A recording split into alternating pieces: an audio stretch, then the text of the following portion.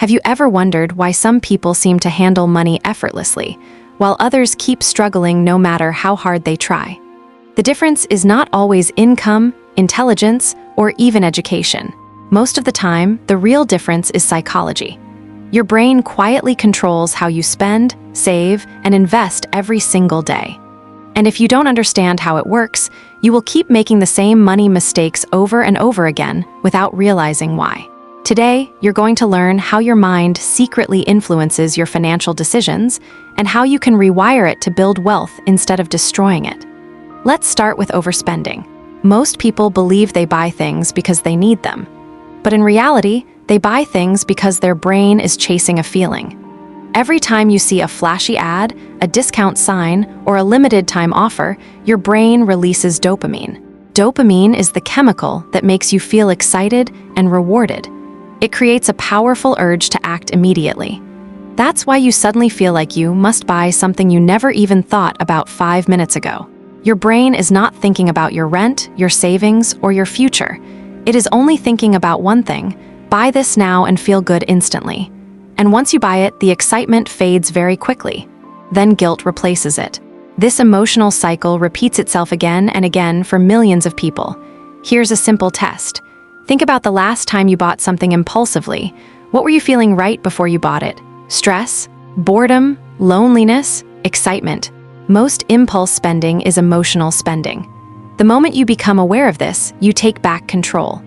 Next time you feel the urge to buy something you didn't plan for, pause for a moment and ask yourself, am I solving a real problem, or am I just chasing a feeling? That one small pause can save you thousands over your lifetime. Now let's talk about saving money. Most people think saving is boring and painful, but psychologically, saving can be just as rewarding as spending. When you watch your savings grow, your brain releases dopamine too, but this time it's tied to progress, security, and achievement. That's why visual tools work so well. A savings app with a progress bar, a chart on your wall, a transparent piggy bank. Your brain loves visible progress. Here's a simple habit that works incredibly well.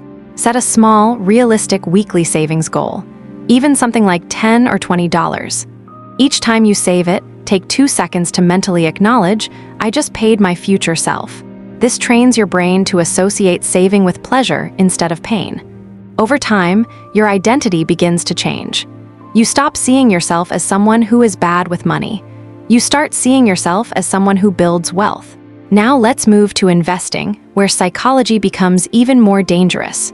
The market goes up and down. That's normal, but your brain treats losses as emergencies. There's a psychological bias called loss aversion. It means we feel the pain of losing money about twice as strongly as the joy of gaining the same amount. So when the market drops, your brain panics, your heart races, your thoughts speed up, and your brain screams, sell everything before it gets worse. This is how people lock in losses. Then when the market goes back up, they feel regret and jump back in at higher prices. This emotional roller coaster destroys long-term returns. The solution is simple, but not easy. You must separate emotion from action. One powerful trick is automation. When your investments are automatic, your emotions don't get a vote. You invest the same amount every month no matter what the market is doing. This removes fear, greed, and hesitation from the equation. That's why many average people who automate their investments outperform smart people who try to time the market. Now let's talk about 2 silent psychological traps that drain money from almost everyone. The first is anchoring. Anchoring happens when your brain fixates on the first number it sees. If a product is listed as $100 and then discounted to $50, your brain feels like you're saving $50.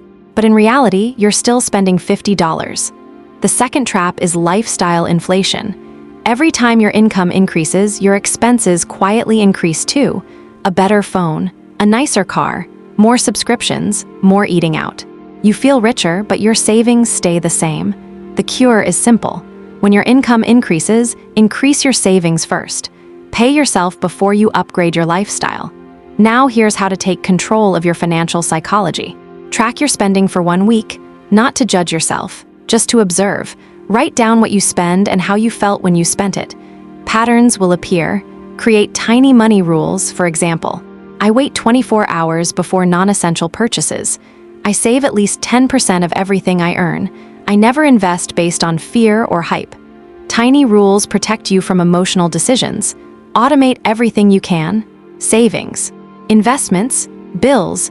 Automation removes willpower from the process, and willpower is unreliable. Finally, remember this. Your financial life is not controlled by your salary. It is controlled by your habits and your psychology. If you master your mind, money becomes a tool instead of a source of stress. Here's a small challenge for you. This week, write down one spending habit you want to reduce and one saving habit you want to build. Then take one tiny action every day. Small steps, repeated consistently, create massive results. Your brain is your greatest financial asset.